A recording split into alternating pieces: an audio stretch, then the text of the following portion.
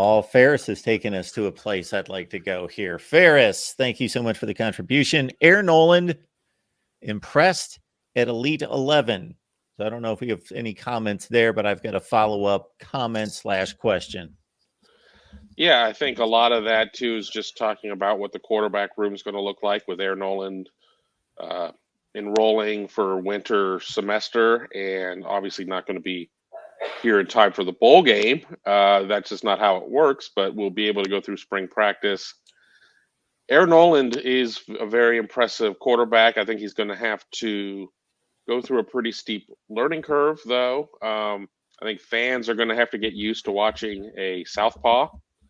You sit there and you watch a left-handed quarterback, and everything just looks, dare I say, backwards, because it is. But yeah, he did really well at Elite 11. But how does that translate to playing college football? And we've always talked about the camp season, quote unquote, the underwear Olympics, and what does that really mean? How much real football are you playing at that point? But make no doubt, Air Noland can sling it. Air Noland has got some mobility to him, but I really look at him as a quarterback who can make a lot of throws. I don't sit there and say, oh well, that's the dual threat quarterback that they need. I see a quarterback that has a lot of faith and a lot of control with his arm and his throwing motion.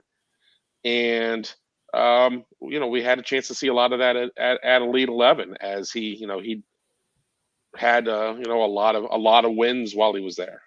Yeah, I'll just say, for people like putting him into the quarterback battle in 2024, please don't ever do that with a true freshman. I mean, it's unfair to the true freshman. And even when Ohio State has started a true freshman, Braxton Miller and Terrell Pryor, it didn't happen right away, and the other quarterbacks had to be pretty bad to make it happen. And I don't think Ohio State's in that kind of situation right now. So this quarterback situation, I am guessing that if we polled Buckeye Nation, they would overwhelmingly say that Ohio State needs to go get a transfer quarterback. And I think that comes from a few places, and some are valid. Obviously, the guys on the market, they have proven track records, both good and not so good, but generally really good. Have track records, so you can say, this dude throws for 25 touchdowns and 3,000 yards. Let's go get him. The guys that are on the roster are unknown. However, if they are recruiting well, if they are developing well, and they have a selection of potentially 3, although you have discarded Air Noland for good reason to a certain extent, and his ability to truly compete this season, but 2 guys that were highly recruited, if the process is working and has worked in the past to that degree, and you're trusting Ryan Day to make that evaluation of whether these guys are ready, if they trot out a inexperienced player in game 1 and didn't go to the transfer portal, I got to say, I'm okay with that until I see it not work. That's a tough one. Yeah, I think Ohio State fans would love to have the certainty of somebody who has put up numbers at the college level. You're going back to square one for the second year in a row with a guy, essentially he's going to play this one game, kind of like McCord had played one game previously, to starting last year. If it is Brown, if it's not Brown and it's Lincoln Keenholz, he's never played really at all, 5 pass attempts. So, I think Ohio State fans, given the uncertainty, a lot of other positions would prefer to have a known commodity at quarterback. If it's Cam Ward, there was an interesting name that crossed our message board, Caleb Williams from USC, although, a lot of people expect him to be in the NFL draft. But, I don't know. But, again, to me, I think you just have to let the process play out and understand that Ryan Day is going to handle this the best way he sees fit. And generally, I think things have generally turned out pretty well with him as the head coach and him kind of making these decisions. And the Michigan games notwithstanding, now that they're piling up one after another, but I think otherwise he's done a pretty good job finding the right people for this program. You don't hear of any problems really to speak of off the field or any divas or anything like that. So they want to make sure they get the right people to put into the locker room. And I think that they've done that during his time as the coach. Yeah, I mean, I think people always want to, go for what's behind door number 2. We know what's behind door number 1, and while there's not necessarily a lot of depth of knowledge on what Devin Brown would bring, and there's really next to none on Lincoln Keenholz with his limited action. I mean, I think that people say, well, you need to go out and make that immediate move and go to the transfer portal and get somebody. But let's not forget that Spencer Sanders transfers to Ole Miss and can't beat out Jackson Dart. We see other places, Wisconsin quarterbacks on the move, and they don't necessarily have huge success at their new destinations. And you do run a risk. You better find somebody that is likely going to work, because if you sit there and you go out and you bring in another quarterback, do you erode the confidence that the team in terms of the personnel have in the guys who are already there by saying, well, we need to go out of house to get somebody? And there are going to be a couple of different types of transfer portal quarterbacks. I think Ohio State needs to bring in a body regardless. But do you go and get a top guy like a Cam Ward, or do you go and get a Chris Chugunov?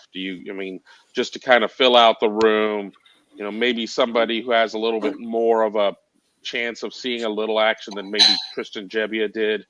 But with that all being considered on there, there's a lot to consider, and it's really easy when you're looking at this as a fan and you're just moving pieces on a chessboard to say, well, let's just bring in another queen, that'll be awesome, without thinking about how that's might upset the balance of the board. I agree with Kevin. I think they're going to go get a portal quarterback. Ryan Day wants 4 scholarship quarterbacks, and they're going to have to go to the portal to get that one, because I don't see them signing 2 2024 quarterbacks, and that wouldn't really fix what the immediate concern would be. But the asking price on the starting quarterbacks is quite a bit higher than a place like Ohio State should need to pay, I guess, is how they view it, or want to pay, especially if you're trying to keep your juniors. I mean, there's only so much money. Ryan Day a year or two ago talked about they need $13 million a year just to basically keep their guys. And if you're going to take away from that to go get a portal quarterback, are you willing to do that, to lose 2 guys that you're trying to bring back, 2 juniors that you're trying to bring back? So this is just some of the thoughts that go into that. And also then you maybe wait around for the price to come down on a starting quarterback. And right now, I don't, who is the starting quarterback that gets them better than 11-1? Because I think a lot of quarterbacks can get them to 11-1, including the quarterbacks that they have. And really 10-2 is good enough to get into the playoffs next year. So is this something where, the Devin Brown or the Lincoln Keenholz that starts camp in August is going to be much, much different than the quarterback Lincoln Keenholz or Devin Brown in December and January? And Ryan Day likes to talk about the investments that you put into certain players, like, everything you put into Luke Montgomery, you're going to get back. I think everything they put into their quarterbacks right now, if they plan on going through with them, they're going to get back and more next season. And so I think there'd be excitement to see what happens with Ohio State's quarterbacks if they just stand pat. But that also depends on what those quarterbacks look like in the Cotton Bowl, and I think both should play. So if we put the roster filling out process and that approach to the side, talking about a quarterback acquisition that is intended to be the starter or compete for the job, but most notably with that kind of money, this is the guy, he's the starter.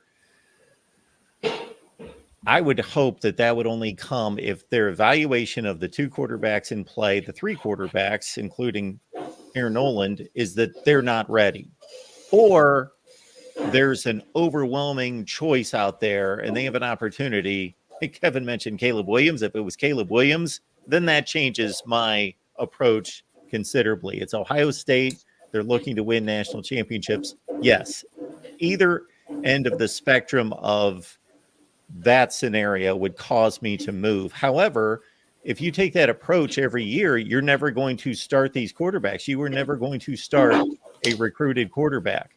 They're never going to have experience. And that's where Notre Dame is right now. And Notre Dame just had to go and get Riley Leonard from Duke, and they do have a really talented true freshman coming in at this point. But does that mean that they're already locked in to have to sit there and look to the portal again in for the 25 season because this kid won't be ready yet? I mean, I don't know. So there is a point of where